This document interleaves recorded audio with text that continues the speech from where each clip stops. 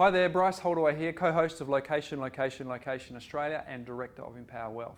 In the last video, I mentioned that there is a property investment formula that provides a framework that you can use when you're making any property investment decisions, and hopefully that particular video served you. I hinted at the end of this video that I was going to tell you exactly how the industry works, and I've been doing this for over 13 years now, and I remember when I first walked into, I don't know if you've ever been there yourself, but sometimes you walk into those property investment expos and you walk through the front door and you can be totally overwhelmed by the magnitude of information and just the amount of players that are in the industry. And so what I thought I'd do is I'd break it down into 4 simple quadrants so that if you are ever in the position where you are flooded with information, or you're on the internet, or you're actually doing your research and trying to work out how the industry works, hopefully this framework will give you what you need to try and sort of decipher some of the noise and just really narrow down on the facts.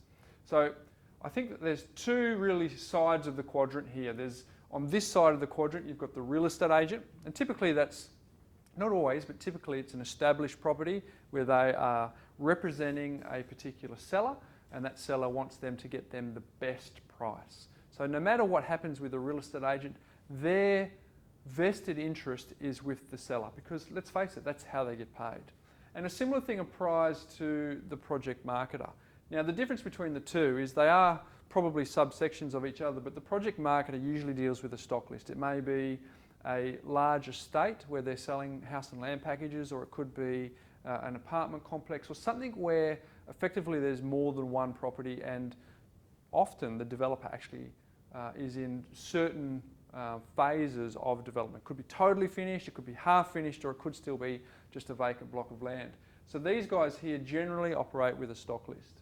If you go over to this side of the quadrant, you've got the buyer's agent, and they generally have no stock list at all. They get a brief and then they go out into the marketplace and they look to fulfill that brief on behalf of the client.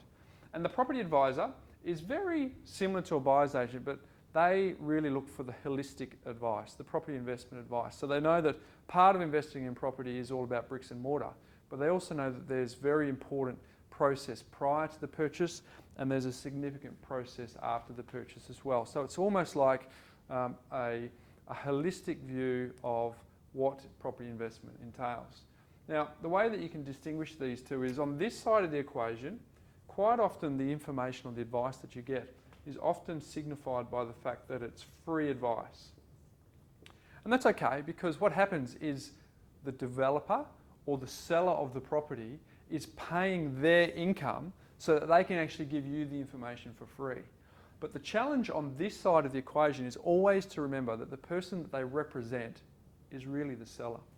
Whereas on this side of the equation, quite often it's a fee-based approach, because they don't have any developers or real estate agents paying their income. So really what they're doing is they're getting paid by the client, and therefore the instructions are coming directly from the client. So if you can see the separation between the two, that's going to help you a lot. Now secondly, these guys are getting, being able to offer the advice or information for free is because in a lot of cases they're getting anywhere between 2% and 10% of the purchase price as a sales commission. So it's built into the price, so that's why it's free. Whereas on this side of the equation, it's an upfront fee, and it could be a flat fee, or it could be a percentage of the purchase price. And I've seen it anywhere as low as 1% of the purchase price, and it can be up to 3% of the purchase price. So really they're the 2 distinguishing features. These guys usually have a stock list. These guys don't generally have a stock. They're usually going out into the marketplace to find it.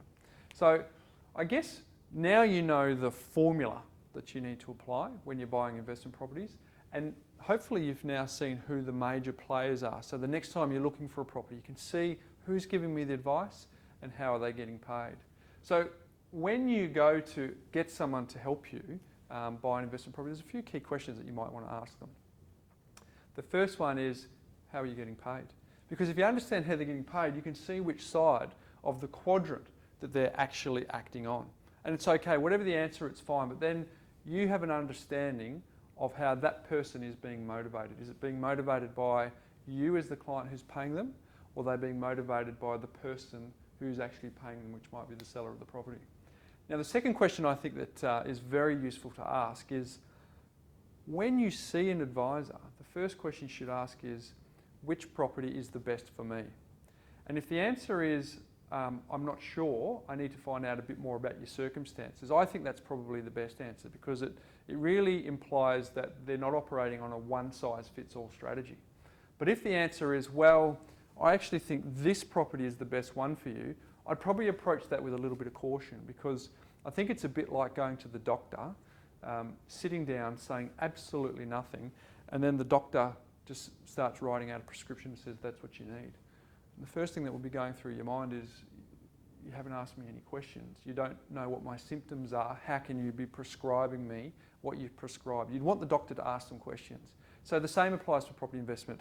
There is no one size fits all. You might need to chase a capital growth property. You might need to chase a yielding property. It's totally specific to you and your circumstances. What's your goal? How far away from retirement are you? What's your risk aversion? Are you in the early stage of your investing and professional life? Or are you at the latter stage where you've got to protect your capital? So it's very, very important that you ask that question. And the third question I'd ask is, would you be prepared to buy there?